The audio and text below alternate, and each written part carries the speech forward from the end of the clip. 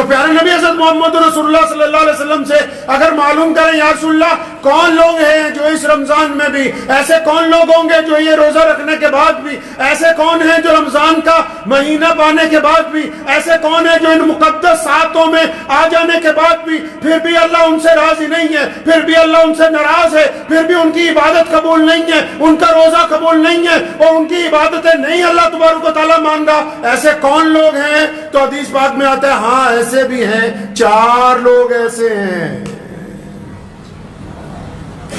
4 لوگ ہیں ایسے جن کی عبادت قبول نہیں ہوتی، مردوں میں بھی ہیں وہ عورتوں میں بھی ہیں، 4 ایسے ہیں بد نصیب جو روزہ رکھنے کے بعد بھی ایسے جیسے بھوکے ہی ہیں، ایسے 4 ہیں جن کی اللہ تبارک و تعالیٰ کو بھوکا رہنا بھی پسند نہیں آیا، ایسے 4 ہیں جو روزہ رکھ کے بھی سجدہ کرتے ہیں خدا کو وہ سجدہ قبول نہیں ہے، ایسے 4 ہیں جو لوگوں کو صدقہ خیرات بانٹتے پھر رہے ہیں پھر بھی ان کی یہ ادا اللہ کو بھا نہیں رہی۔ کون ہے بھائی وہ 4 لوگ؟ مردوں میں بھی ہیں عورتوں میں بھی ہیں، ان 4 میں سے پہلے تلاش کر لیں کہیں اللہ معاف فرمائے کہ ہم میں سے کوئی شامل تو نہیں۔ اگر ہماری گنتی ان 4 لوگوں میں ہوتی ہے تو اس کا مطلب ابھی ہم خسارے میں ہیں، ابھی ہم نقصان میں ہیں، ابھی ہم پریشانی میں ہیں۔ کون ہیں وہ 4 لوگ؟ آیا کہ سب سے پہلے رمضان کے اندر اس بندے کی مغفرت نہیں ہوگی، اللہ تعالیٰ اس کی دعا قبول نہیں فرمائیں گے جو بندہ شراب کا عادی ہو جائے اور رمضان کے اندر بھی شراب پینی بند نہ کرے تو اس کی مغفرت نہیں ہوگی۔ اب سارے کہنے گے شکر ہے بھائی ہم تو ان میں ہیں نہیں اکثریت، چلو ایک منزل تو پار ہوئی کہ وہ تو شرابی تو معاشرے میں بہت کم ہوتے ہیں، آدھوں نے شکر ادا کیا ہوگا کہ چلو جی ایک کیٹاگری میں سے تو ہم نکل گئے، پہلے والے فیس میں سے تو گاڑی آگے چل پڑی۔ فرمایا اس بندے کی بھی عبادت قبول نہیں، اس کا روزہ نہیں قبول، اس کی کوئی عبادت اللہ تعالیٰ کو پسند نہیں۔ یا اللہ کس کی پسند نہیں؟ نبی علیہ السلام نے فرمایا جو بندہ اپنے ماں باپ کا نافرمان ہے، جو بندہ اپنے ماں باپ کے آگے بدتمیزی کرتا ہے، جو بندہ اپنی ماں کا کہنا نہیں مانتا، جو اپنے باپ کا کہنا نہیں مانتا، جو من مرضیاں کرتا پھرتا ہے، جس نے ماں باپ کی رضامندی حاصل نہیں کی، رمضان میں اس کی مغفرت نہیں ہو سکتی ہے۔ پھنس گئے بہت سارے لوگ، کئیوں کی گاڑی رک گئی ہے، بڑی بدتمیزی کرتے ہیں باپ کے ساتھ، بڑی سخت لہجے میں بولتے ہیں ماں کے ساتھ کہ پتہ نہیں تجھے میں نے روزہ رکھا ہوا ہے۔ ایسے روزے کا کیا کرنا جو روزہ قبولیت جن سے ہونا ہے، جن کی وجہ سے روزہ قبول ہوگا، جن کے ادب کی وجہ سے روزہ قبول ہوگا، جن کے آگے نظریں جھکانے سے روزہ قبول ہوگا، جن کے پاؤں دبانے سے روزہ قبول ہوگا، تو ان سے بدتمیزی کرتا پھرتا ہے، ایسے بندے کی رمضان میں مغفرت نہیں ہو سکتی ہے۔ چنگے چنگے لوگ، اچھے اچھے لوگ جو باہر دنیا میں بڑے ولی بنے نظر آتے ہیں، ماں باپ کا احترام نہیں کرتے، اپنے ماں باپ کے پاؤں نہیں دباتے۔ ایک صاحب تھے بڑے معمولی سے دیندار، اور جو دعا کرتے تھے قبول ہو جاتی تھی، اور حالانکہ کئی گناہ بھی کرتے تھے، تو بڑے حیران ہوئے امام صاحب، پوچھنے لگے تو کرتا ایسا کیا ہے؟ کہتا میں نے تو آج تک یہ دیکھا ہے بھی جو بھی مانگا ہے وہ قبول ہو جاتا ہے۔ کہاں جا کے مانگتا ہے؟ تو نماز پڑھتا ہے نکل جاتا ہے، کوئی لمبی دعائیں نہیں مانگتا۔ کہتا روز رات کو جب گھر جاتا ہوں نا، اپنے باپ کے اطمینان سے بہت دیر پاؤں دباتا ہوں، پھر اپنی ماں کے پیر دباتا ہوں، پھر ان کے دونوں پاؤں کو اپنی بازوؤں میں لپیٹ کے سر رکھ دیتا ہوں اللہ تعالیٰ کی حضور، اور پھر میں نے آج تک اپنے ماں باپ کے قدموں میں سر رکھ کے اپنے اللہ کے آگے جو کچھ مانگا ہے وہ عطا ہوا ہے، آج تک کوئی دعا رد نہیں ہوئی ہے۔ خود پیارے پیغمبر کہیے صلی اللہ علیہ وسلم نے فرمایا کہ اگر میری امی زندہ ہوتی اور بلال تکبیر کہتے میں نماز کے لیے چلا جاتا، مصلی پہ کھڑا ہو جاتا، اور فرمایا میری والدہ آواز مارتی محمد، تو فرمایا میں نماز چھوڑ کے اپنی ماں کے پاس جاتا۔ اب جو لوگ اس گناہ میں ملوث ہیں رمضان میں بھی، کتنا خوبصورت موقع ہے کتنے پیارے دن ہیں، کتنی پیاری راتیں، کتنا پیارا ساتھ ہے. اور اب تو اللہ تعالیٰ نے کتنی آسانی کروا دی کہ یہی جو واٹس ایپ ہے، یہی جو آپ کے ہاتھ میں موبائل پکڑا ہوا ہے، اگر ماں باپ دور بھی ہیں تو معافی کے چند جملے ندامت کے آنسوؤں کے ساتھ واٹس ایپ پہ ریکارڈ کر کے بھیجنے ہیں. چند باتیں فون پہ اپنی ماں سے کرنی ہے، اپنے باپ سے کرنی ہے. اور ماں باپ کے اللہ نے ماتا رکھا ہے معاف کرنے کا. اگر روزے دار اپنے والدین کو راضی کر لے گا تو پھر اللہ تبارک و تعالیٰ اس کا روزہ قبول کر لیں گے انشاءاللہ. اور جنہوں نے ماں باپ کو ستایا بہت ہے نا، اور ماں باپ چلے گئے دنیا میں سے، بڑی بدتمیزیاں کی ماں باپ کے ساتھ، روزانہ ہر ایک نماز کے بعد، روزانہ صبح کو، دوپہر کو، شام کو، افطار کے وقت، سحری کے وقت کثرت سے اپنے ماں باپ کے لیے مغفرت کی دعائیں مانگیں، کثرت سے اپنے ماں باپ کے لیے قرآن پاک پڑھ کے ان کو ایصال ثواب کریں. تب بھی اللہ تبارک و تعالیٰ راضی ہو جائیں گے جب آپ بار بار اپنے ماں باپ کی مغفرت کی دعائیں مانگیں گے. بغیر ماں باپ کی رضامندی کے یہ روزہ آگے چلنے والا ہے نہیں. اب تیسرا بندہ بھی ہے بھائی، تیسرا بندہ بھی ہے جس کا کام پھنسا ہوا ہے. ایک اور ہے جس کا روزہ قبول نہیں ہو رہا. کون ہے بھائی تیسرا بندہ؟ کون پھنس گیا؟ اب تیسرا بندہ وہ ہے جو رشتہ داریوں میں درار ڈالتا ہے، جو صبح شام رشتہ داریاں توڑتا ہے، جو رشتہ داروں کو دھمکیاں دیتا ہے، جو قطع رحمی کرتا ہے، جن کو اللہ اس کے رسول صلی اللہ علیہ وسلم نے آپ کے قرابت دار بنایا ہو. صبح شام صرف انہی کی برائیاں، صبح شام ایک رشتہ دار کو دوسرے رشتہ دار سے لڑاتا ہے، صبح شام اپنے پاس سے ایک خواب بناتا ہے کہ وہ رشتہ دار میرے خلاف ایسا کر رہا ہوگا، پھر دوسرے کو بتاتا ہے کہ اس کے خلاف یہ کرو. یہ سارا دن روزہ رکھتا رہے، نماز پڑھتا رہے، صدقے دیتا رہے، جب تک قطع رحمی کے معاملے کے اندر رسول اللہ کی پیروی اختیار نہیں کرتا، رشتہ داروں میں درار ڈالنی بند نہیں کرتا، تب تک اس کا روزہ قبول ہونے والا ہے نہیں ہے. آسیدہ سمجھا کہ نہیں سویر نو سحری کرنی ہے بہترین، اور شام نو ودیا روزہ کھولنا ہو گیا روزہ. بڑی مشکل ہے ڈگر پن گھٹ کی. اتنا آسان بھی نہیں ہے مسلمان ہونا. اعلیٰ ترین قوم ہے دنیا کی. اسلام آج دنیا کا سب سے بڑا مذہب ہے. کائنات میں اللہ تعالیٰ نے سب سے زیادہ عزتیں، طاقتیں، دولت، روئے زمین کے خطے سب کچھ اس قوم کو عطا فرمایا. ایسے ہی نہیں عطا فرمایا، اللہ تعالیٰ نے اپنے پیارے نبی حضرت محمد رسول اللہ کو صاحب خلق عظیم بنایا. قرآن نے کہا کہ یا رسول اللہ آپ اخلاق میں سب سے اعلیٰ ہیں، اور پھر رسول اللہ نے اپنے اخلاق کو بانٹا پوری کائنات کے اندر. یہ امت اعلیٰ ترین امت اس لیے بنی کیونکہ ان کا کردار سب سے اعلیٰ ہے، اس لیے اللہ تبارک و تعالیٰ نے ان کو پسند فرمایا ہے. چوتھا بندہ بھی ہے. چوتھا تو بہت برا پھنسا ہوا ہے، کئیوں کی گاڑی وہیں رکی ہوئی ہے. چوتھا بھی ہے جس کا روزہ خراب ہو رہا ہے، جس کے روزے کے اندر خرابی ہے، جس کی مغفرت کا فیصلہ نہیں ہونے والا، جس کے سجدے قبول نہیں ہو رہے. چوتھا کون ہے یا اللہ؟ اللہ کے نبی صلی اللہ علیہ وسلم بتاتے ہیں چوتھا کون ہے یا رسول اللہ؟ کون ہے ایسا بندہ؟ ایک تو ماں باپ کا نافرمان ہے، ایک رشتہ داریاں توڑنے والا بھی ہے، قطع رحمی کرنے والا بھی ہے، شراب پینے والا بھی ہے. اب یہ چوتھا کون پھنس گیا؟ اچھے نمازی ہیں جو اس میں شامل ہیں.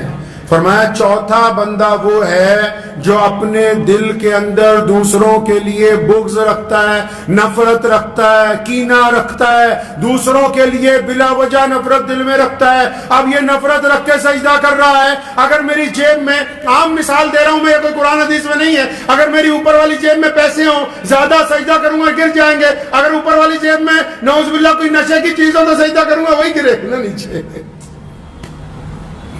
کیا ہے اس دل کے اندر جو سجدہ کرتے ہو؟ فرمایا بغض رکھتے ہو دوسروں سے. دونوں صورتوں میں چغلی کو، غیبت کو، بہتان کو ایک ہی کیٹیگری میں محمد رسول اللہ نے رکھا. مان لیا کہ وہ بندہ شرابی ہے، مان لیا کہ اس بندے میں خرابی ہے، مان لیا چور ہے، ڈاکو ہے، عیاش ہے، بدماش ہے. لیکن اگر یہ بات تم اس کے منہ پہ کہتے اس کو برا لگتا کہ نہیں لگتا؟ برا لگتا. وہ تم سے لڑ پڑتا. تم منہ پہ اس لیے نہیں کہتے کہ منہ پہ کہوں گا تو یہ لڑ پڑے گا.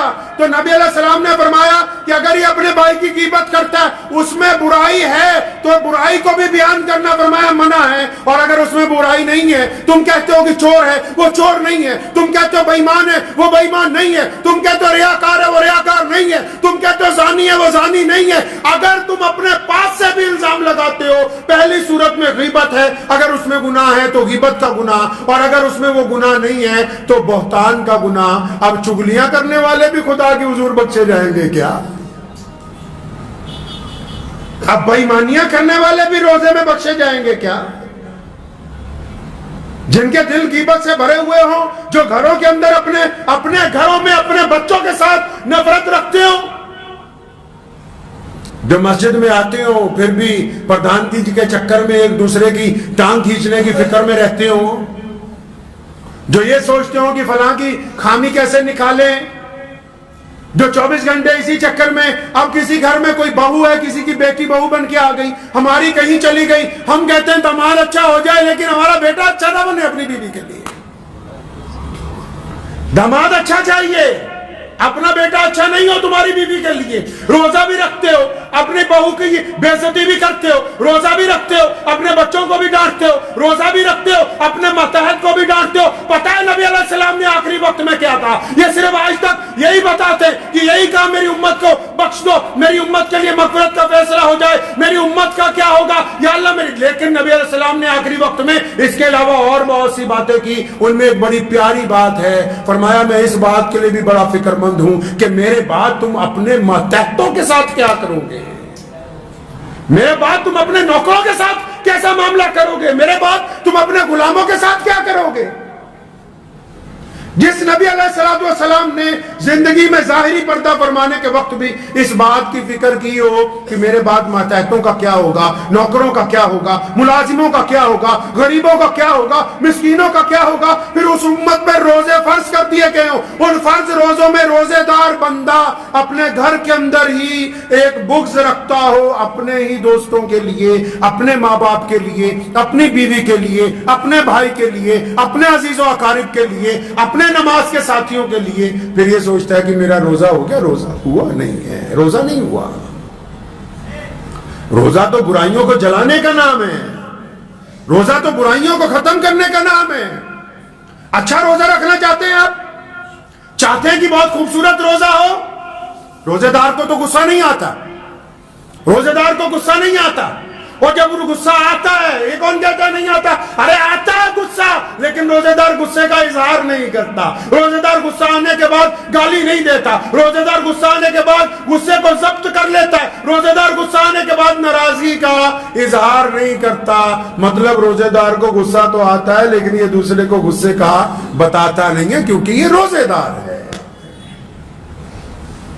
روزے دار کا عمل اور اس کا کردار اچھا۔ روزہ رکھنا چاہتے ہیں، ماں باپ کی اطاعت کیجئے۔ ماں باپ کہہ رہے ہیں بیٹا جلدی گھر آ جاؤ، کہ نہیں ہم تو دیر سے آئیں گے۔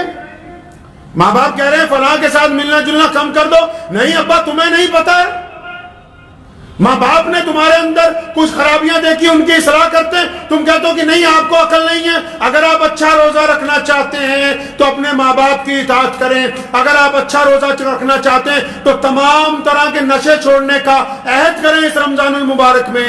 اگر آپ روزہ اچھا رکھنا چاہتے ہیں تو پھر سارا دن صرف اگر 5 نمازیں آپ جماعت سے پڑھ رہے ہیں، ان نمازوں کے بعد اگر وقت نہیں نہ مل رہا بہت زیادہ تلاوت کا، وقت نہیں مل رہا نا تسبیح کرنے کا، لیکن اگر آپ کاروبار میں برابر تولیں گے تو آپ کا روزہ اچھا گزرے گا۔ میرے والد صاحب شیخ اسلام مولانا حبیب الرحمان صاحب لدھیانوی رحمۃ اللہ علیہ، مجھے اچھی طرح یاد ہے کہ ایک مرتبہ گاڑیاں ہم لوگ ہر 1-2 سال بعد جب بدلتے ہیں تو ایک گاڑی فروخت کرنی تھی، تو ایک پروفیسر صاحب آ گئے یونیورسٹی سے، ان کو چاہیے تھی وہ گاڑی، تو اس کے ساتھ دفتر میں اندر بیٹھے تو فرمانے لگے کہ گاڑی کا تو معاملہ طے ہو گیا ہے، لیکن میں آپ کو بتا دوں چلتے چلتے فلاں چیز اس کی خراب ہو جاتی ہے۔ پھر تھوڑی دیر بعد کہنے لگے فلاں چیز اس کی بیٹری کی فلاں چیز خراب ہے تو وہ بھی رک سکتی ہے۔ تو 15 خرابیاں اس کو اپنی گاڑی کی۔ تو پروفیسر صاحب سردار جی تھے، ہنسنے لگے، کہنے مولانا صاحب گڈی بیچن نہیں بلایا کہ بجان نہیں بلایا تسی سانو؟ فرمایا نہیں، اس لیے بتا رہے ہیں تاکہ کل کو جب آپ یہ سامان لے جائیں، جب آپ یہ سامان لے جائیں گے اپنے گھر اور اس کی خرابیاں آشکار ہوں گی یہ تو نہیں ہے کہ اس کی خرابیاں آپ کو پتہ نہیں لگیں گی. پھر آپ کہیں گے کہ ایک مسلمان نے جھوٹ بول دیا, ایک امام نے جھوٹ بول دیا. پیارے نبی حضرت محمد رسول اللہ صلی اللہ علیہ وسلم نے ہمیں یہ طریقہ عطا فرمایا ہے کہ ہم مجبوریوں کا کاروبار نہیں کرتے, ہم جھوٹ کا کاروبار نہیں کرتے, ہم بے ایمانی کا کاروبار نہیں کرتے, ہم ٹھگی کا کاروبار نہیں کرتے. ہم کم کھا لیں گے لیکن عزت کی روٹی کھائیں گے. بے ایمانی کا کاروبار نہیں کیا جا سکتا. رمضان کا روزہ اپنے روزے دار کو اسی بات کا پابند کرتا ہے. بار بار چیز میں کوئی خرابی ہے بتا دو, کیا ہو گیا, 2 روپے کم ملیں گے, لیکن ان 2 روپے میں اتنی طاقت ہے کہ اللہ تعالیٰ اس کو 200 کروڑ میں تبدیل کر سکتے ہیں. اس حلال کی روزی میں اتنی برکت ہے کہ اللہ تبارک و تعالیٰ اس کی بدولت دنیا کے خزانے آپ کے آگے کھول دیں گے اور آخرت کے بھی. روزے دار بے ایمان نہیں ہوتا, روزے دار کی آنکھیں زنا نہیں کرتی, روزے دار کے خیالات گناہ نہیں کرتے, روزے دار کا لب و لہجہ غصے کا نہیں ہوتا. لیکن آپ لوگ دیکھیں کہ مسجدوں میں بعض اوقات جب رمضان شریف میں بعض حضرات ہوتے ہیں دیندار لوگوں کے پیچھے پڑے ہوئے ہوتے ہیں, اور دیندار لوگ بھی کیونکہ نئے نئے دیندار بنتے ہیں تو ذرا سا کوئی اگر ٹھوکر مار دے فوراً کہیں گے نا بھائی میں تو اللہ کے لیے کر رہا تھا, تو چاہتا تو آج سے نہیں کرتا میں. نبی علیہ السلام نے فرمایا دین کے معاملے میں اگر کوئی ملامت کرے آپ کو تو اس کو برداشت کرو, اپنا کام نہ چھوڑو. دنیا تو چاہتی ہے کہ آپ نیکی کے راستے سے ہٹ جائیں, دنیا چاہتی ہے کہ آپ اچھائی کے راستے سے ہٹ جائیں, لیکن اگر کوئی آپ کی برائی بھی کرے تو پوری طاقت کے ساتھ نیکی کی طرف آگے بڑھو. برائی کرنے والے پیچھے رہ جائیں گے, اللہ تعالیٰ آپ کو نیکی کی بدولت آگے لے کے جائیں گے انشاءاللہ تعالیٰ. اور لیکن جو لوگ روزہ رکھنے کے بعد غیبت کرتے ہیں, روزہ رکھنے کے بعد چغلی کرتے ہیں, روزہ رکھنے کے بعد کسی کی بیٹی کی طرف غلط نگاہ سے دیکھتے ہیں, روزہ رکھنے کے بعد ٹھگی کا پلان بناتے ہیں, روزہ رکھنے کے بعد بے ایمانی کرتے ہیں, روزہ رکھنے کے بعد گھروں میں اپنی بہنوں کو, بیٹیوں کو, بہوؤں کو تانے مارتے ہیں, روزہ رکھنے کے بعد گھر کی اگر عورتوں کو بھی کہتا ہوں, بیٹیوں کو بھی, بہنوں کو بھی, اور جنیاں مرضی تسبیحاں کرتے رہو, جب تک لوکاں دا دل دکھانا بند نہیں کرو گے کوئی تسبیح قبول نہیں ہوگی, کوئی تسبیح قبول نہیں ہے. دوسرے کے دل میں آگ لگانے کے بعد وَيْلٌ لِكُلِّ هُمَزَةٍ لُمَزَةٍ فرمایا ویل اور تباہی ہے اس بندے کے لیے, اس عورت کے لیے, اس مرد کے لیے, اس بوڑھے کے لیے, اس بوڑھیا کے لیے, ان کے لیے تباہی ہے. کس کے لیے تباہی ہے یا اللہ؟ فرمایا کہ دوسروں کے عیب ڈھونڈتے پھرتے ہیں, پھر ان عیبوں کو آگے سپلائی کرتے. نار اللہ الموقدہ, اللہ فرماتے ہیں کہ خود ایک آگ جلائیں گے, اس میں ان کا رگڑا لگائیں گے ہم. روزہ رکھتے ہیں تو لوگوں کے دلوں کو تکلیف نہ پہنچائیں. اور نبی علیہ السلام کا روزہ کیسا ہوتا تھا اس بات کو اب تلاش کر لیں. مجھے پتا ہے کہ آج بھارت کے مسلمانوں میں گھر گھر میں ہم لوگ مفتی بنے ہوئے ہیں, لیکن حضرت کبھی رمضان میں یہ بھی کوشش کر لیں کہ رسول اللہ صلی اللہ علیہ وسلم کس وقت اٹھتے تھے, کس وقت تسبیح پڑھتے تھے, کس وقت سحری کرتے تھے, سارا دن معمولات کے عادے پوچھو جا کے اپنی مسجد کا ائمہ کو, تاکہ پتہ لگے رمضان چلنا کیسے ہے, رمضان گزارنا کیسے ہے. ہماری افطاریاں دیکھ لیجئے آپ, افطاریاں دیکھ لیں ہماری. شام کو جب روزہ کھلنے کا وقت ہوگا, خدا کی قسم اتنا سامان ہماری افطاری میں ہوتا ہے, کوئی باہر کا آدمی دیکھ لے تو حیران رہ جائے کہ یہ کیا کرتے ہیں.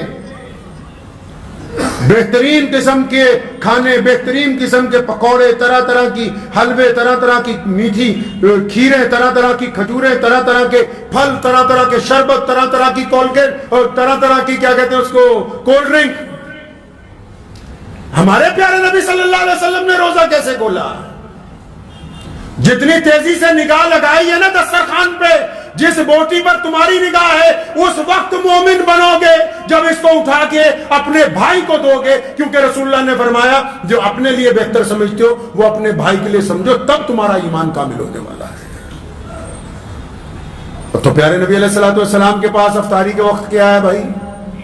سونے کول کی ہے افطاری دے ٹائم. نبی علیہ السلام نے افطاری کیسے کی ہے؟ بعض اوقات بہت زیادہ کھانے جب دسترخوان پہ دیکھتے ہیں تو کبھی اپنے پیارے نبی علیہ السلام کو بھی یاد کیا کریں. سیدنا فاطمہ الزہرا رضی اللہ تعالی عنہ، حضرت علی رضی اللہ تعالیٰ عنہ کی زوجہ مولا علی رضی اللہ تعالیٰ عنہ کو کئی دن بعد مزدوری ملی، 4 یا 5 دن کا فاقہ لگاتار 3 4 5 دن گزر گئے، چوتھے دن مزدوری ملی ہے، اور مزدوری کے بعد جو آٹا آیا اس کی روٹیاں بنی، حضرت مولا علی رضی اللہ تعالیٰ عنہ کو دی گئی، حسن و حسین کو دی گئی، سیدنا فاطمہ الزہرا نے اپنے حصے کی آدھی روٹی ایک کپڑے کے اندر لپیٹی، اس پر ایک ٹکڑا رکھا سالن کا، اور حضرت علی رضی اللہ تعالیٰ عنہ کو لپیٹ کے دی۔ پوچھا فاطمہ یہ کیا کرنی ہے؟ فرمایا علی جاؤ نا میرے ابا محمد رسول اللہ کو دے کے آؤ، میرے نبی علیہ الصلوۃ والسلام کا آج 5 دن سے فاقہ ہے، نبی علیہ السلام نے 5 دن سے کھانا نہیں کھایا۔ اتنی لمبی افطاریاں اگر یہ غریبوں تک پہنچا دی جائیں تو رسول اللہ صلی اللہ علیہ وسلم اس امتی پر فخر کریں گے قیامت کے روز۔ آؤ رسول اللہ کی افطاری دیکھتے ہیں۔ افطار کا وقت ہوتا ہے، محمد رسول اللہ مسجد نبوی میں ہے یا محمد رسول اللہ اپنے گھر کے حجرہ مبارک میں ہے، ایک بندہ چھت پہ کھڑا ہے سورج کو دیکھنے کے لیے کہ جیسے ہی یہ غروب ہو جائے بتا دیا جائے رسول اللہ کے ہاتھ میں ایک کھجور ہے، نبی علیہ الصلوۃ والسلام کے ہاتھ میں ایک کھجور ہے، یا کبھی ایک ہے یا ایک سے زیادہ کچھ ہیں۔ آپ صلی اللہ علیہ وسلم کھجور کھاتے، پانی پیتے، روزہ کھل جاتا ہے، نماز کی تیاری ہو جاتی ہے، تے اسی تا ماشاءاللہ افطاری جو کھائی نہ لینے عشاء ویلے اٹھیا ہی نہیں جاتا، اٹھیا ہی نہیں جاتا عشاء۔ کبھی دودھ سے روزہ کھولا، نبی علیہ السلام کو پسند نہیں تھا کہ دسترخوان کے اوپر آگ سے بنی ہوئی چیزیں آئیں۔ افطاری کے دسترخوان پر نبی علیہ السلام نے آگ سے بنی ہوئی کوئی چیز کبھی تناول نہیں فرمائی، اور نبی علیہ السلام نے کبھی باسی کھانا نہیں کھایا، صرف ایک مرتبہ باسی روٹی کھائی فتح مکہ کی رات کو ام ہانی رضی اللہ تعالیٰ عنہ کے گھر، ورنہ فاقے سے رہتے تھے یا پھر تازہ کھانا کھاتے تھے، نبی علیہ السلام نے باسی کھانا نہیں کھایا۔ تو اس بات کو طے کر لیں کہ یہ رمضان خوبصورتی سے گزارنا ہے، گزاریں گے انشاءاللہ۔ خوبصورتی کہاں ہوتی ہے پتہ ہے؟ کئی کریمہ ملنڈے منہ تے ایدا نہیں خوبصورت ہونا۔ چہرہ خوبصورت کرنا چاہتے ہیں؟ ایک صاحب میرے اپنے دادا مرحوم حضرت مولانا مفتی محمد احمد لدھیانوی رحمۃ اللہ علیہ کا واقعہ یاد آ گیا۔ تشریف فرماتے تو ایک صاحب آئے، فرمانے لگے حضرت وہ مجھے اپنی بیوی کا چہرہ اتنا خوبصورت نہیں لگتا، تھوڑی کالی ہے، تو کچھ علاج بتائیں اس کا۔ میں سوچا حضرت بتا دیں گے کہ فلاں چندن رگڑ کے لگانا، یہ کرنا وہ کرنا۔ تو دادا مرحوم رحمۃ اللہ علیہ نے کہا کہ بیٹا تم اور تمہاری بیوی دونوں نماز پڑھتے ہو نہیں؟ نماز کی پابندی کریں اور اپنی زبان کو شکوے سے روک لو بس۔ آپ یقین مانے کہ وہ بندہ 15-20 دن بعد آیا، کہنے لگا نماز کی برکت سے اب میری اہلیہ کے چہرے پر کشش ہے، اب اس کے چہرے پر نور ہے۔ بندہ جتنی مرضی سرخی پاؤڈر لگا لے، جب تک دل گندا رہے گا، جب تک عبادت میں یہ دل جھکے گا نہیں، جب تک کوڑا کرکٹ اس میں سے نکلے گا نہیں، جب تک من پاک نہیں ہوگا، چہرے پر تسلی آ نہیں سکتی ہے۔ رنگ میں کچھ نہیں رکھا، اللہ تبارک و تعالیٰ نے دلوں کے نور چہروں کے اوپر عطا فرمائے، اس دل کو پاک کر لیجئے، چہرہ منور ہو جائے گا انشاءاللہ تعالی۔ تو یہ روزہ گزاریں گے انشاءاللہ اچھی طرح گزارنا ہے۔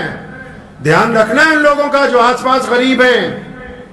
ہم محمد رسول اللہ کی امت میں سے ہیں، ہم بانٹنے والے ہیں، مانگنے والے نہیں ہیں۔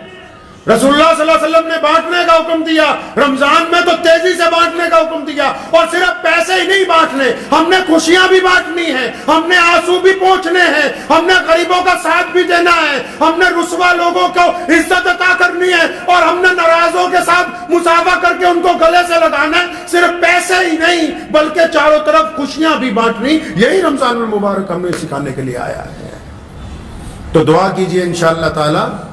رمضان المبارک کے کچھ بہترین واقعات ذہن میں تھے نبی علیہ الصلوۃ والسلام کی سحری کے افطاری کے، تو انشاءاللہ تبارک و تعالی اللہ نے چاہا تو آئندہ جمعے وہ آپ سے بات ہوگی، اور میں امید کرتا ہوں کہ ہم سب مسلمان بھائی بہن اس رمضان میں پابندی کے ساتھ جب روزہ رکھیں گے، روزہ رکھنے کے بعد کسی کے دل کو تکلیف نہیں پہنچائیں گے، انشاءاللہ حلال روزی سے روزہ کھولیں گے، خود بھی کھائیں گے، دوسروں کو بھی کھلائیں گے، اور نماز تراویح کو اطمینان کے ساتھ ادا کریں گے، اور ہمارا رب جب ہم سے راضی ہو جائے گا تو امید ہے کہ جس طرح ہم دنیا میں ملتے ہیں انشاءاللہ تعالی جنت کے اندر بھی آپس میں ملاقات ہوتی رہے گی۔ وآخر دعوانا ان الحمدللہ رب العالمین۔ مجھے امید ہے کہ آپ کو یہ ویڈیو پسند آئی ہوگی۔